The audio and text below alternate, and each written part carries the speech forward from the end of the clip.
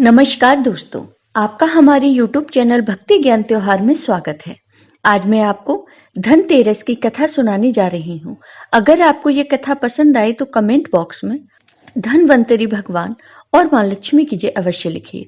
साथ ही अगर आप मेरे चैनल पर नए हैं तो मेरे चैनल को सब्सक्राइब कीजिए और बेल आइकॉन पर क्लिक जरूर कीजिए, जिससे हमारे वीडियो के नोटिफिकेशन आपको मिलते रहें। कार्तिक मास के कृष्ण पक्ष की त्रयोदशी तिथि को धनतेरस का पर्व मनाया जाता है। शास्त्रों के अनुसार इस तिथि को समुद्र मंथन के समय भगवान धनवंतरी अमृत कलश लेकर प्रकट हुए थे। इस वजह से इस तिथि को धनतेरस या धन त्रयोदशी तिथि के नाम से ही जाना जाता है। भगवान धनवंतरी के अलावा इस दिन माता लक्ष्मी, धन के देवता कुबेर और मृत्यु के देवता यमराज की भी पूजा की जाती है। इस दिन दीपावली का पर्व शुरू हो जाता है और इस दिन सोना, चांदी या नए बर्तन खरीदना बहुत शुभ माना जाता है। इस दिन द्वार पर तेरस दीपक जलाए जाने की प्रथा है। मान्यता है कि भगवान धनवंतरी को भगवान विष्णु का अंश माना जाता है। धनतेरस दो शब्दों से मिलकर बना है, पहला धन और दूसरा तेरस, जिसका अर्थ होता है धन का 13 गुना। भगवान धनवंतरी के प्रकट होने के कारण इस दिन को वैद्य समाज धनवंतरी जयंती के रूप में मनाता है। शास्त्रों में वर्णित कथाओं के अनुसार समुद्र मंथन के दौरान भगवान धनवंतरी हाथों में अमृत कलश लेकर प्रकट हुए थे। जिस तिथि को भगवान धनवंतरी समुद्र से निकले वह कार्तिक मास के कृष्ण पक्ष की त्रयोदशी तिथि थी। भगवान धनवंतरी समुद्र से कलश लेकर प्रकट हुए थे, इसलिए इस अवसर पर बर्तन खरीदने की परंपरा चली आ रही है। भगवान धनवंतरी को भगवान विष्णु का अंश माना जाता है और इन्होंने ही पूरी दुनिया में चिकित्सा विज्ञान का प्रसार और प्रसार किया।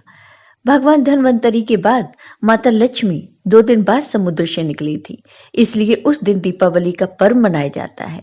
इनकी पूजा अर्चना करने से आरोग्य सुख की प्राप्ति होती है। अब सुनिए धनतेरस की ये कथा। एक बार मृत्यु के देवता यमराज ने यमदूतों से प्रश्न किया कि क्या कभी मनुष्य के प्राण लेने में तुमको कभी किसी पर दया आती है? यमदूतों ने कहा कि नहीं महाराज, हम तो केवल आपके दिए हुए निर्देशों का पालन करते हैं।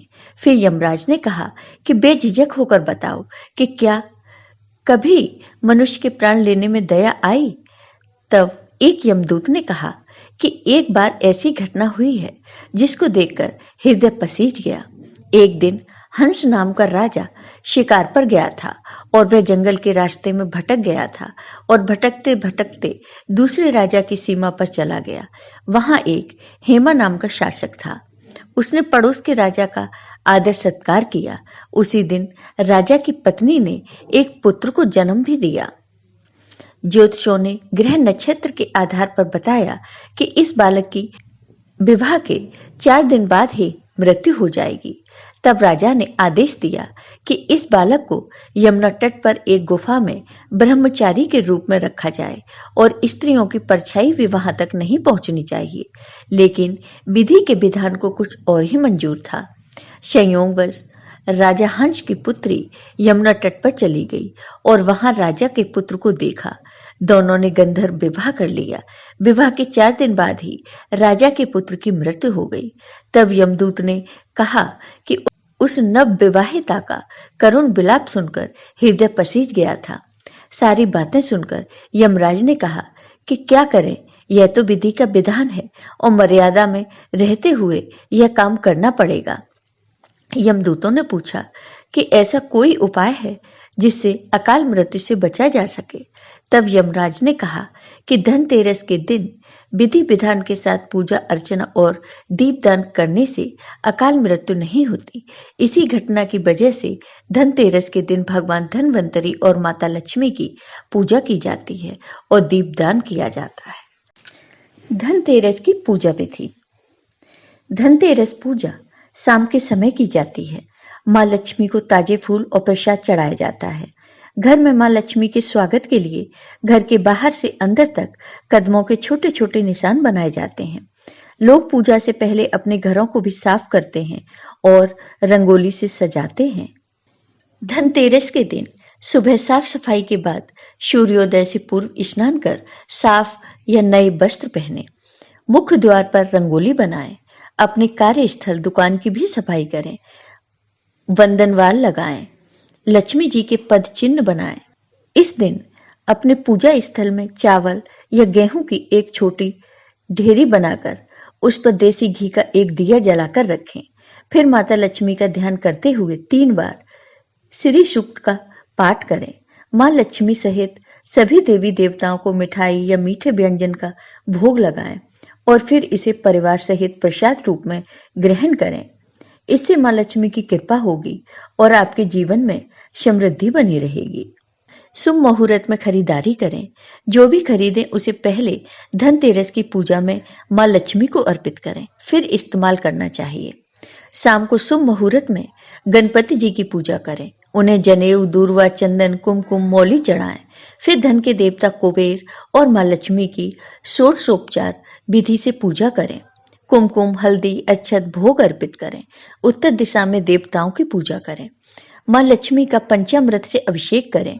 माता को अष्टगंध, कमल पुष्प, नाग केसर, इत्र, कौड़ी, सफेद मिठाई, नए बही खाते अर्पित करें। मानव जीवन का सबसे बड़ा धन उत्तम स्वास्थ्य है, इसलिए आयुर्वेद के देव धन्वंतरी की पूजा स्वास्थ्य रूपी धन की प्राप्ति के लिए करें। भगवान धन्वंतरी को पीले फूल, पीले वस्त्र चढ़ाएं। पीतल की वस्तु खरीदी हो तो जरूर उन्हें भेंट करें। धन्वंतरी स्तोत्र का पाठ करें। धनतेरस के दिन शाम शुभ मुहूर्त में यमदेव के निमित्त दीपदान किया जाता है। मान्यता है कि ऐसा करने से मृत्यु के देवता यमराज के भय से मुक्ति मिलती है। यह दीपक दक्षिण दिशा में लगाएं। धनतेरस पर पीतल और चांदी के बर्तन खरीदने की परंपरा है। मान्यता है कि बर्तन खरीदने से धन समृद्धि होती है। इसी आधार पर इसे धन त्रयोदशी या धनतेरस कहते हैं। इस दिन शाम के समय घर के मुख्य द्वार और आंगन में दिए जलाने चाहिए, क्योंकि धनतेरस से ही दीपावली के त्योहार की शुरुआत होती है।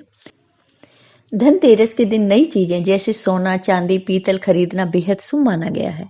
इसके अलावा इस दिन धनिया खरीदना और झाड़ू खरीदना भी बेहद शुभ होता है। धनतेरस के दिन सोने, चांदी और पीतल की वस्तुओं और झाड़ू खरीदना शुभ होता है। इस दिन काले या गहरे रंग की चीजें, चीनी मिट्टी से बनी चीजें, कांच, एल्यूमिनियम और लोहे से बनी चीजें नहीं खरीदनी चाहिए। धनतेरस के दिन फूल वाली झाड़ू यानी जिससे घर में झाड़ू लगाया जाता है, उसे खरीदें। परंपरा व मान्यताओं के अनुसार धनतेरस के दिन हमेशा विषम संख्या में अर्थात 1, 3, 5 ही झाड़ू खरीदनी चाहिए। धनतेरस के दिन झाड़ू खरीदने के पीछे जुड़ी मान्यता के अनुसार कहा जाता है कि इससे घर में मां लक्ष्मी का आगमन होता है और घर से नकारात्मकता दूर होती है और मां लक्ष्मी प्रसन्न होती हैं। जय हो मां लक्ष्मी की, जय हो भगवान धन्वंतरी की। आपको ये वीडियो पसंद आया हो तो कमेंट बॉक्स में कमेंट करके जरूर बताइए। साथ ही मेरे वीडियो को ज़्यादा से ज़्यादा शेयर करिए। धन्यवाद दोस्तों।